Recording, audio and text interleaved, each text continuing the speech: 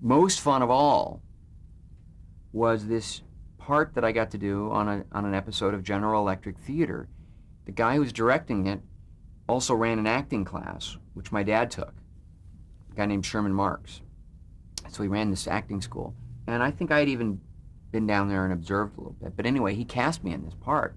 And it was called Barnaby and Mr. O'Malley, and it was from a then popular comic strip. And Mr. O'Malley was an imaginary friend, a male angel. Burt Lahr played the part. And we did this, I think, also out at CBS. And, God, they were great scenes. And, I mean, I just loved doing it. Describe your part. What kind of... I was this kid that really wanted a dog for Christmas. My dad was sort of a workaholic and not paying a whole lot of attention and certainly not interested in having a dog. And I was disappointed about that. I was kind of lonely. And I made a wish. I wish I might get the wish I wish tonight or something like that. I remember the scene looking out. And all of a sudden, Burt Lahr shows up, and in his Burt Lahr voice, saying, I'm your fairy godfather. And he tries like crazy to muster up a dog with his hat, and he can't. And he had a little sort of a Tinkerbell character, and oh my God, who's the famous voiceover guy from Warner's? Did all the different great characters. Mel Blanc did the voice. So I remember Mel Blanc over here on the side,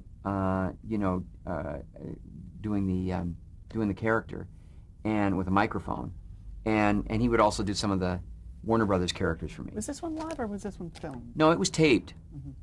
Taped, and I don't think it was in front of an audience. I think it was just start and stop. And but they did it pretty fast. We rehearsed and everything, and then they shot it pretty quickly. And and at the end of the day, somehow, Mr. O'Malley can never figure out how to get me a dog. I don't think, but my father gets the message, and I get a dog. And I think Mr. O'Malley did it. It was a pilot for a TV series. And Ronald Reagan was then hosting that show. And I guess I didn't have much of a credit, but Ronald Reagan had seen the episode. And at the end, he just ad-libbed this thing and said, "It's special thanks to little Ronnie Howard, who did a wonderful job as Barnaby," or something like that. And so that led Sheldon Leonard to call my agent and say, "I'm doing a series with Andy Griffith, and we need a son. And I don't think that series is going to sell. So I'm willing to take Ronnie Howard in second position and put a hold on him." And so I remember going in and meeting Aaron Rubin. And for some reason, he said, "How tall are you?" And I said, "I don't know how tall I am." And but I could stand under his desk. So he thought that was kind of funny, that I could stand under his desk. And he said, "Well, okay, we'll measure my desk later." And but there was no real, I don't remember anything like an audition for the Andy Griffith Show. I just remember doing the first pilot episode, which Sheldon Leonard himself directed.